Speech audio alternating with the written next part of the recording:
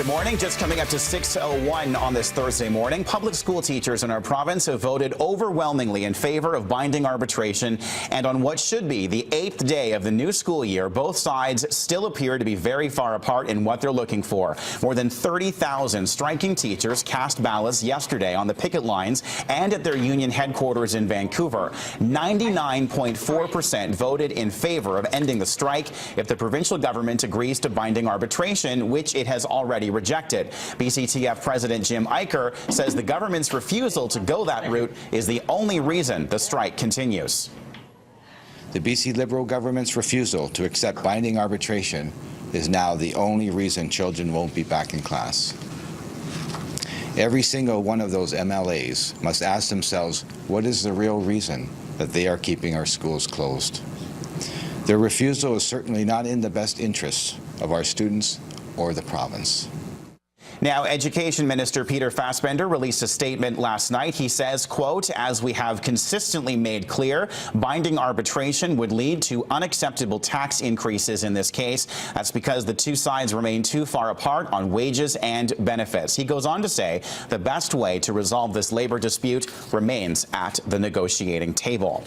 9 labor unions have banded together to offer $8 million in interest-free loans to BC striking teachers. The BC Federation of Labor says it's their job to make sure teachers are able to keep going during this dispute.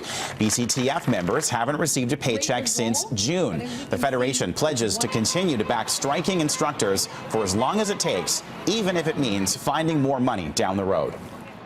So we'll stand with the teachers regardless of how long it takes, and we have a slogan in the Steelworkers. We've had a few disputes. One day longer. We'll be here one day longer than Christy Clark.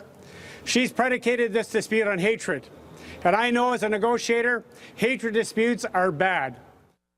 The BC Nurses Union is also putting $500,000 forward to help support teachers and their families on the picket line. The money will be added to the Teachers Hardship Fund.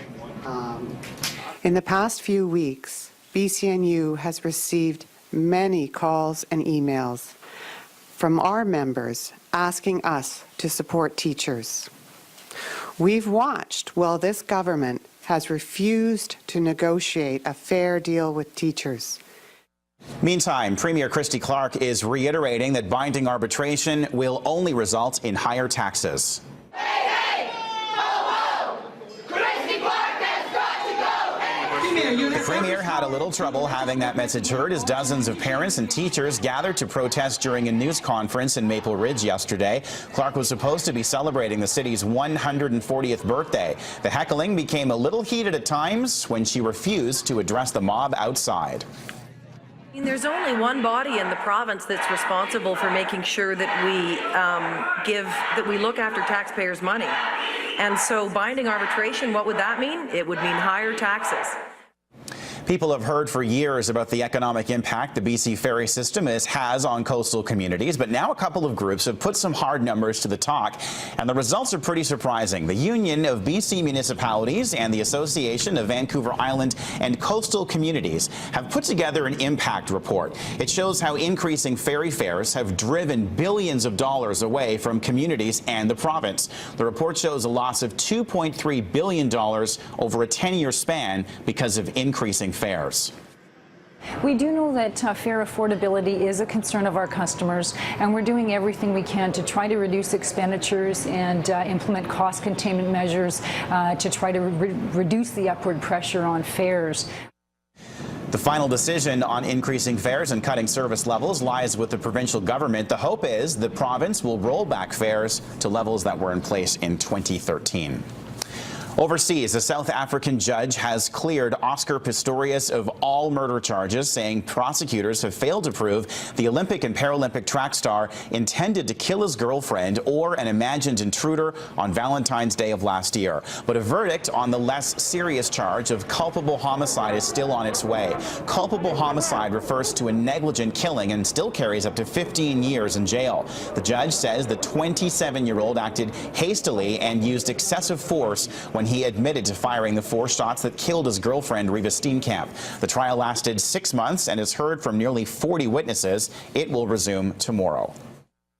Viewed in its totality, the evidence failed to establish that the accused had the requisite intention to kill the deceased, let alone with premeditation.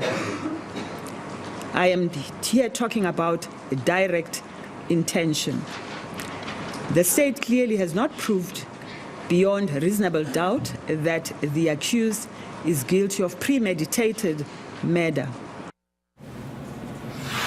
U.S. President Barack Obama made a primetime television address to the American people last night. He authorized U.S. airstrikes inside Syria for the first time, along with expanded strikes in Iraq as part of the effort to root out Islamic State extremists. Obama is also sending nearly 500 more non-combat U.S. troops to advise and assist Iraqi security forces.